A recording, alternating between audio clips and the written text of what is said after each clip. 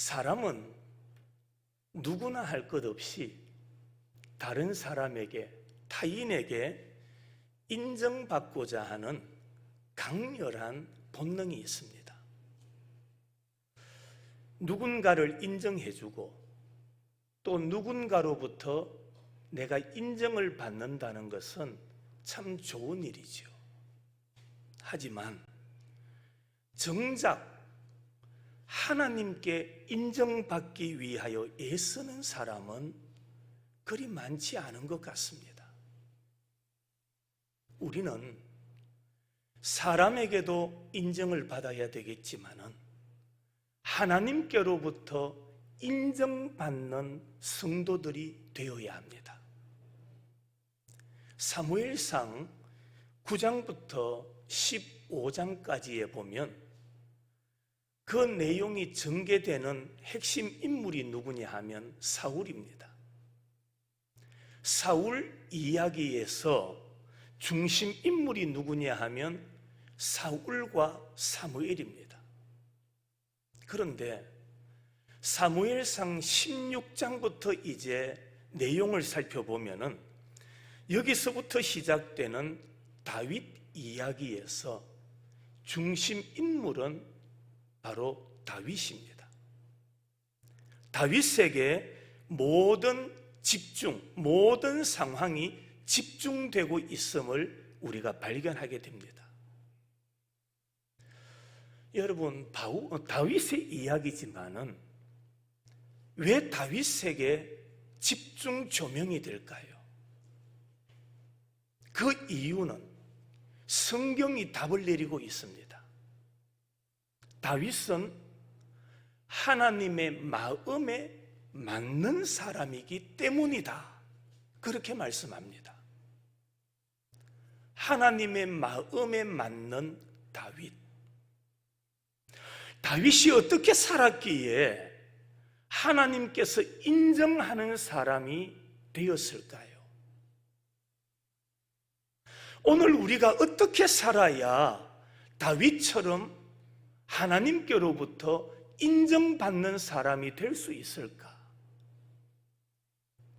가족들에게, 이웃들로부터도 인정을 받아야 되겠지만 무엇보다도 인간을 만드신 창조주 하나님 앞에 인정받는 자가 될 수 있는 방법이 뭘까?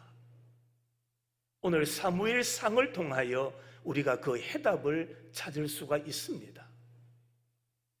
하나님께 인정받는 성도가 되려면 진실한 자가 되어야 합니다.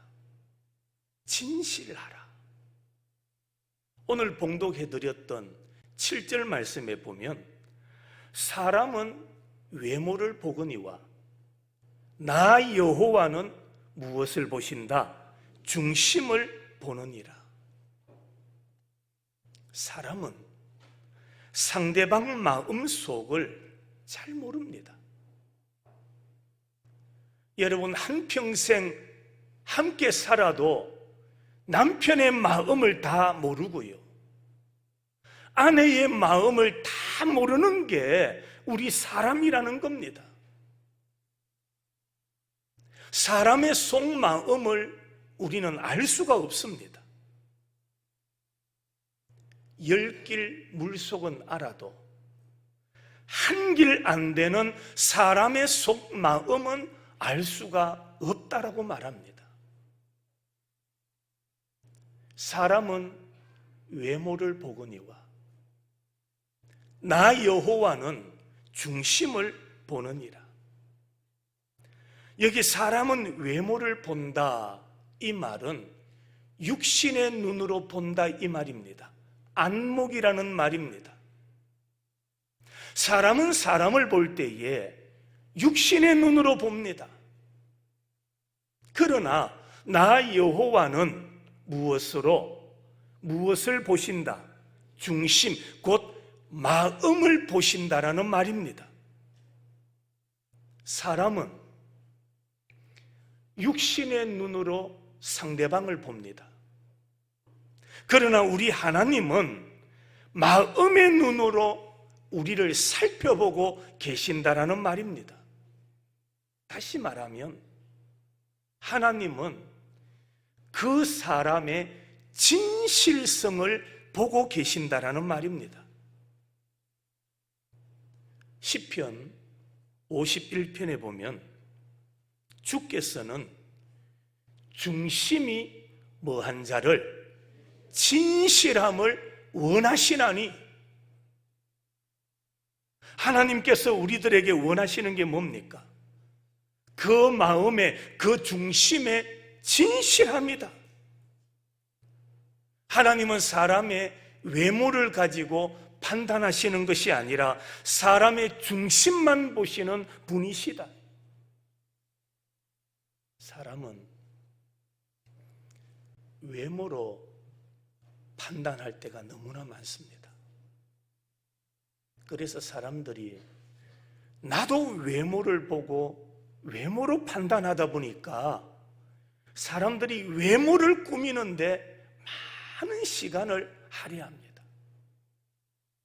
그러나 여러분, 사람은 안목으로 보지만 하나님은 우리의 진실함, 우리의 중심을 보신다면 우리는 우리의 마음을 깨끗하게 하는 일에 최선을 다해야 됩니다. 마음을 깨끗하게 해야 됩니다. 마음을 청소해야 됩니다. 마음을 정결하게 해야 됩니다. 그래야 그 깨끗한 마음에 살아계신 하나님이 임재하시기 때문입니다.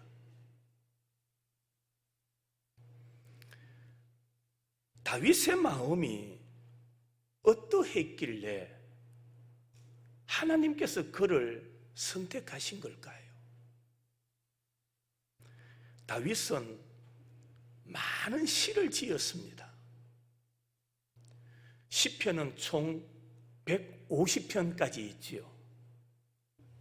다윗의 시라 하니까 그 시편이 다 다윗의 시는 아니에요. 그 150편 가운데 다윗의 시가 몇 편인지 아십니까? 아시는 분 답을 한번 말씀해 보지요. 시편 150편 가운데 다윗의 시가 총 몇 편일까요? 누굽니까? 맞아요. 다윗의 시가 73개가 기록되어 있습니다. 150편 가운데 73편이 다윗의 시입니다. 그 중에 시편 63편은 다윗이 사울에게 쫓겨서 유다 광야에서 지낼 때 지은 시 혹은 노래라 그렇게 표현합니다.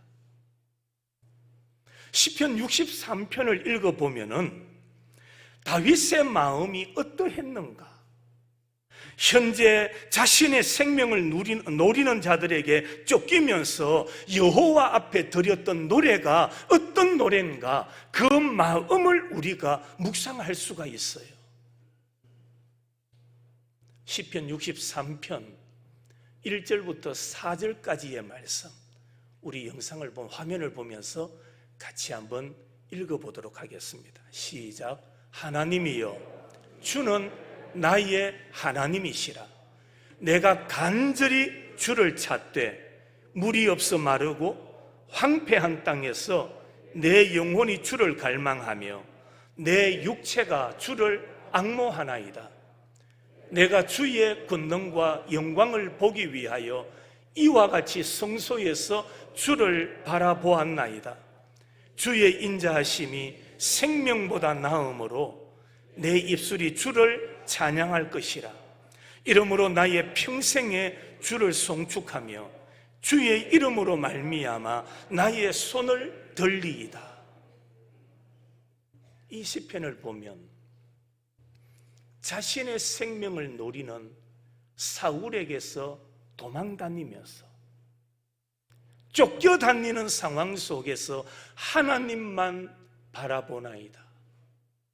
내 영혼이 하나님만을 의지하나이다. 하나님만 바라보며 하나님만 신뢰하고 있는 이 다윗의 그 마음을 우리가 볼 수가 있는 겁니다.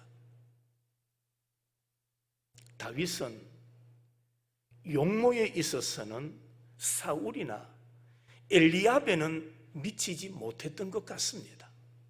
하지만 그럼에도 다윗이 사무엘 앞에 섰을 때에 그의 모습을 성경은 이렇게 기록하고 있습니다.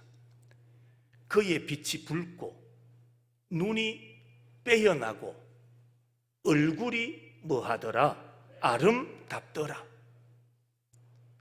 사울만큼은 안 된다 할지라도 이 다윗의 용모도 어느 정도 준수했다라고 말씀하고 있습니다. 그러나 다윗의 진정한 매력은 외모에 있는 게 아닙니다. 다윗의 진정한 매력은 안목에 있는 것이 아니었습니다. 다윗이 가지고 있었던 진짜 매력, 그것은 바로 다윗과 함께 하시는 하나님의 은총에 있었던 겁니다. 다윗과 함께 하시는 하나님의 은총. 시편 84편입니다. 여호와 하나님은 해요 방패시라. 여호와께서 은혜와 영화를 주시며 그 다음 뭐한 자에게? 정직하게 행하는 자에게 뭘 주신다? 좋은 것을 뭐하지 않으시겠다? 아끼지 아니하실 것임이니이다. 이 말씀에 보면 하나님은 어떤 자를 좋아하시느냐? 정직한 자를 좋아하십니다. 하나님은 정직하고 진실한 자들에게 무엇을? 좋은 것을 아끼지 아니하신다. 여기서 좋은 것, 이 좋은 것이 뭐냐? 선한 것, 즐거운 것, 유쾌한 것, 바로 그 말입니다. 하나님은 정직한 자들에게 선한 것을, 즐거운 것을, 유쾌한 것을 아끼지 아니하시는 하나님이시다. 여러분, 인생을 살면서 좋은 것 갖고 싶은 것이 사람의 본심이지 않습니까? 즐겁게 살고 싶고 유쾌하게 살고 싶은 게 우리 인간의 마음이잖아요. 하루 종일 싸우면서 살기를 원합니까? 아니면은 즐겁게 웃으면서 살기를 원합니까? 하나님은 오늘 또 정직한 자에게, 정직한 자들에게 좋은 것을, 선한 것을, 즐거운 것을, 유쾌한 것을 아끼지 아니하시고 주시는 분이시다.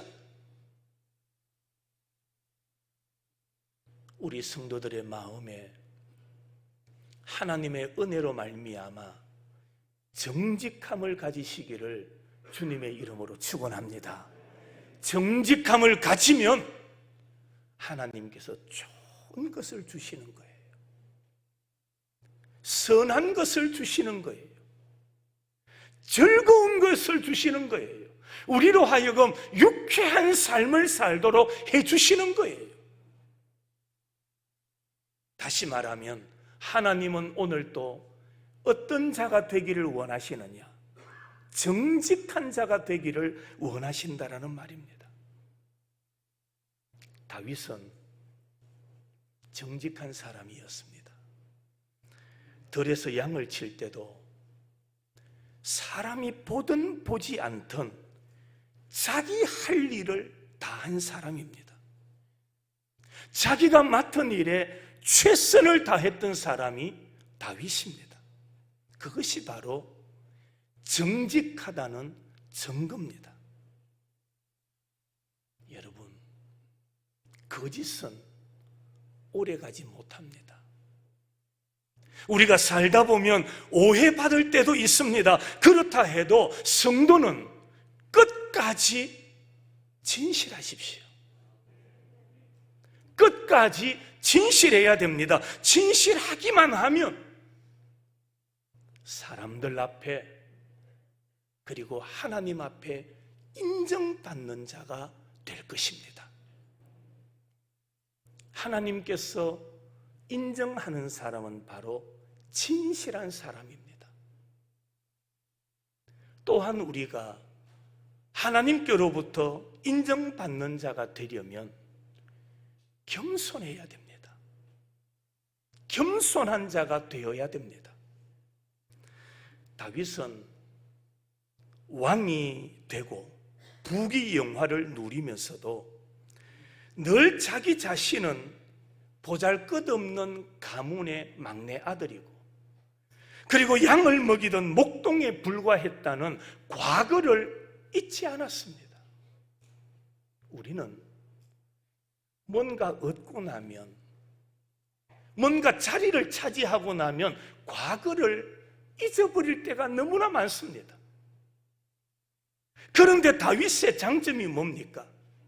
왕이 되었으면서도 과거 자신이 어떤 상황에서 왕이 되었는가, 그 과거를 잊지 아니하고 늘 겸손한 자리에 머물렀던 사람이 바로 다윗입니다. 반대로 사울은 어떠했습니까? 그가 왕이 되었을 때 처음에는 사울도 겸손했습니다. 그런데 세월이 가면서, 시간이 가면서 점차적으로 그 사울의 마음속에 교만이 싹트기 시작하고 그 교만이 자라나기 시작합니다. 그 교만이 결국에 사울로 하여금 하나님의 말씀을 떠나게 만듭니다. 여러분, 말씀을 버리면, 말씀을 떠나면 자기 마음대로 살아갑니다.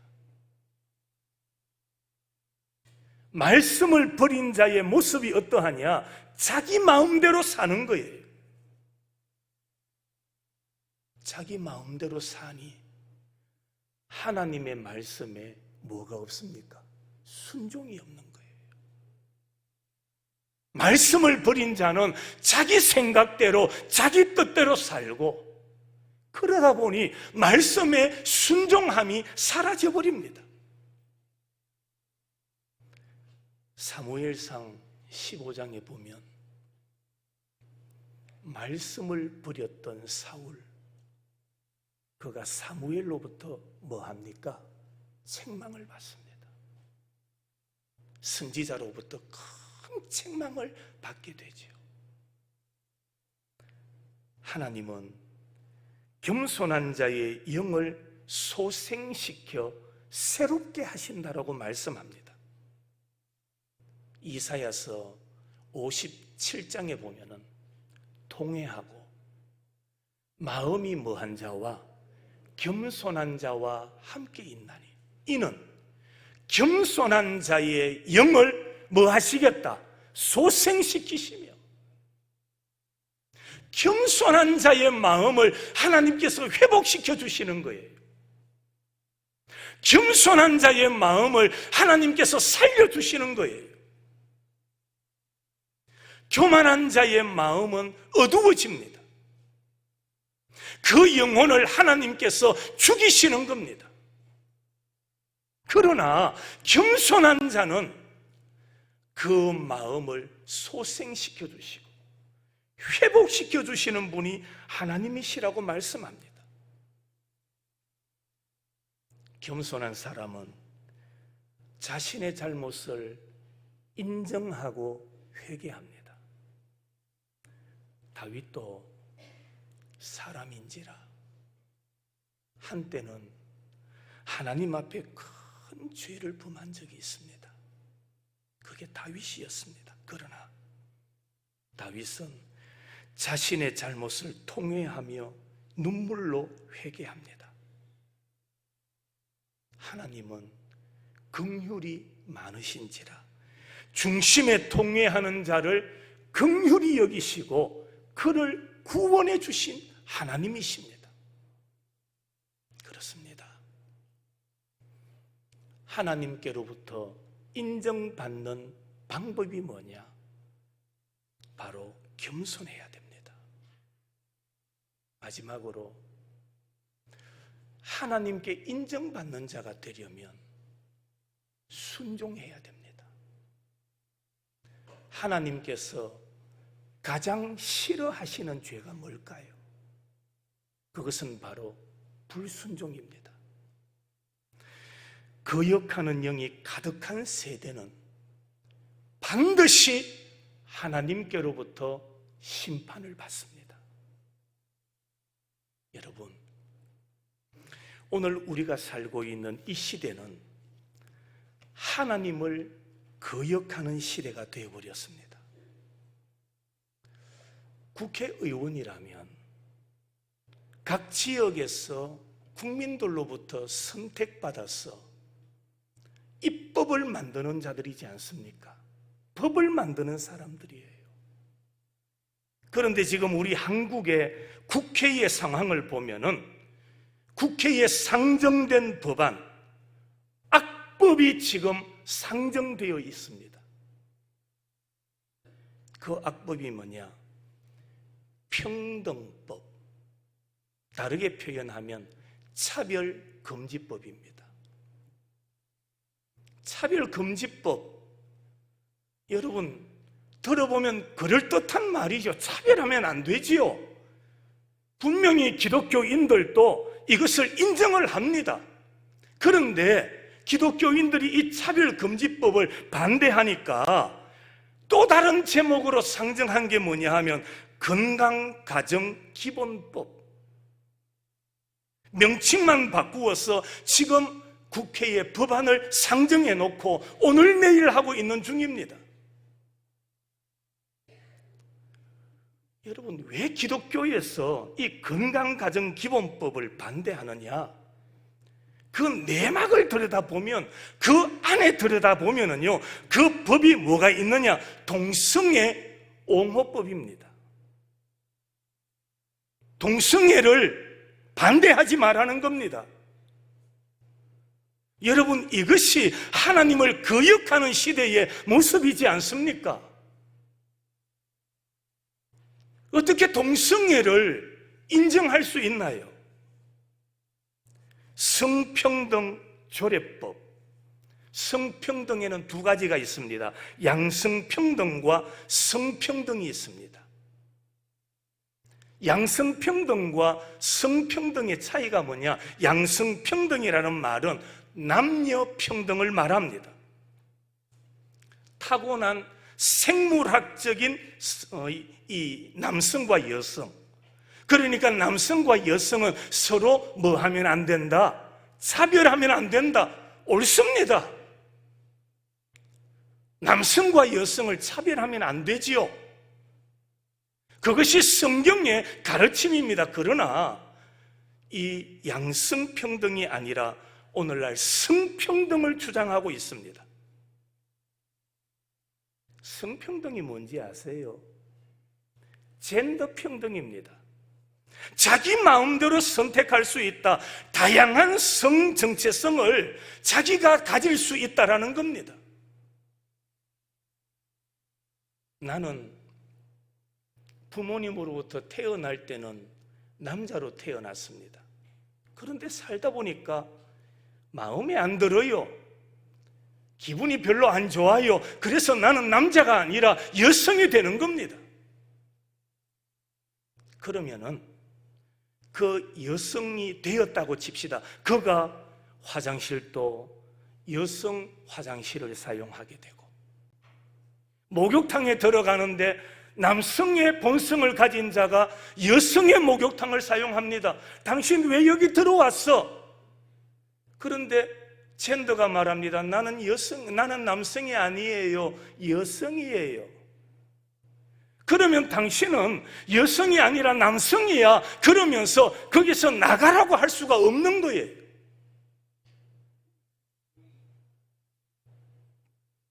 남녀 구별이 없어집니다. 성 정체성이 혼란해집니다. 종교 차별 금지로 인해서 교회 안에 이단을 막을 수가 없게 됩니다.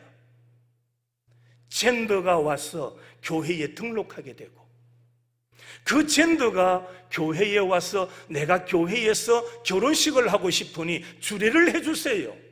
막을 길이 없어지는 겁니다. 교회와 신학교에 성평등위원회가 설치할 수 있도록 강요하는 법이 바로 이 건강가정기본법이라는 겁니다. 차별금지법, 인권정책기본법의 법제화를 막아야 한다는 말입니다. 왜 그렇습니까? 이것은 하나님을 거역하는 일들이기 때문에, 창조주 하나님을 거역하는 일들이기 때문에 우리는 이것을 막아야 되고, 이것을 인정하는 시대가 되면 안 된다라는 말입니다. 여러분, 이 시대는 하나님의 말씀에 불순종하는 시대가 되어버렸습니다. 그러나 우리가 하나님께 인정받는 자가 되려면 순종해야 됩니다. 순종의 사람이 되어야 됩니다. 사울은 하나님의 말씀에 순종하지를 않았습니다. 하나님께서 아말렉과의 전쟁에서 짐승이든 사람이든 다 뭐하라? 진멸하라고 말씀을 했죠. 그런데 사울은 어떻게 합니까? 좋은 것, 탐스러운 우양을 살려둡니다. 그뿐만 아니라 적군의 왕인 아각을 살려두지요. 그 소식을 전해 듣고 사무엘이 찾아와서 책망을 합니다. 그랬더니 사울이 뭐라고 변명을 합니까? 하나님께 뭐 하려고? 제사를 드리려고 좋은 것들은 남겨두었다고 변명을 하지요. 그것은 자기 생각에 불과합니다. 하나님의 말씀에 순종하지 않는 것으로 재물 삼는 것을 하나님은 원하지 않으십니다. 그런 사울을 향하여 사무엘이 책망하는 장면이 사무엘상 15장 22절과 23절에 기록되어 있습니다. 순종이 제사보다 낫고 듣는 것이 순양의 기름보다 나으니 왕이 여호와의 말씀을 뭐하였으므로 버렸으므로 여호와께서도 왕을 뭐하여 버려 더 이상 당신이 왕이 되지 못하게 하셨나이다. 하나님의 말씀을 버린 사울, 하나님께서 그를 버리시더라는 말입니다. 사울이 버림받은 이유는 명백합니다. 그것은 바로 불순종이었습니다. 이전에 백성들이 하나님을 버립니다. 그리고는 요구했던 게 뭡니까? 우리들에게도 이방 나라처럼 인간 왕을 달라고 요구를 합니다. 우리들에게도 하나님이 아니라 더 이상 하나님이 우리의 왕이 아니라 인간 왕을 주세요. 백성들이 하나님을 버렸습니다. 그때 하나님은 사울을 선택해서 왕으로 세워주셨죠. 그것이 이전의 모습입니다. 그런데 이제는 하나님이 그들을 버리신 겁니다. 이전에는 이스라엘 백성들이 하나님을 버렸었지만 이제는 하나님께서 그들을 버리셨다라고 말씀합니다. 선택이 관계의 시작을 의미하는 것처럼 버림은 관계의 끝을 의미하는 것입니다. 하나님과 사울의 관계는 이날 끝이 난 겁니다. 그러나 반대로 다윗은 어떠했습니까? 양치는 목동 시절 들에서 양을 성실하게 돌보던 중에 부름을 받아 이스라엘의 왕으로 기름을 부음받게 됩니다. 그는 아버지의 양떼를 지키기 위해서 사자와 곰과 이리와 같은 맹수들과 목숨을 걸고 싸웁니다. 아버지에게 하는 순종도 그냥 하지 않았습니다. 다윗은 아버지 앞에 순종하는 것도 생명을 걸고 순종했습니다. 하나님은 이러한 다윗을 보고 계셨습니다. 눈에 보이는 아버지의 말씀에 순종하는 그는 장차 보이지 않으시는 하나님의 말씀에도 생명을 다하여 순종을 했던 겁니다. 그렇습니다. 하나님은 오늘도 순종하는 자들에게 복을 내려주십니다. 하나님께 인정받는 것보다 더 복된 일은 없습니다. 하나님께 인정받기 위하여 진실하고 겸손한 자가 되십시오. 한 걸음 나아가 말씀에 순종하는 자가 되시기 바랍니다. 그래서 하나님 앞에 다윗처럼 내 마음에 맞는 자라. 한번 따라 하실까요? 내 마음에 맞는 자. 하나님께서 우리를 보시고 한 사람 한 사람을 보면서 사랑하는 아들아, 사랑하는 딸아, 너는 내 마음에 맞는 자야.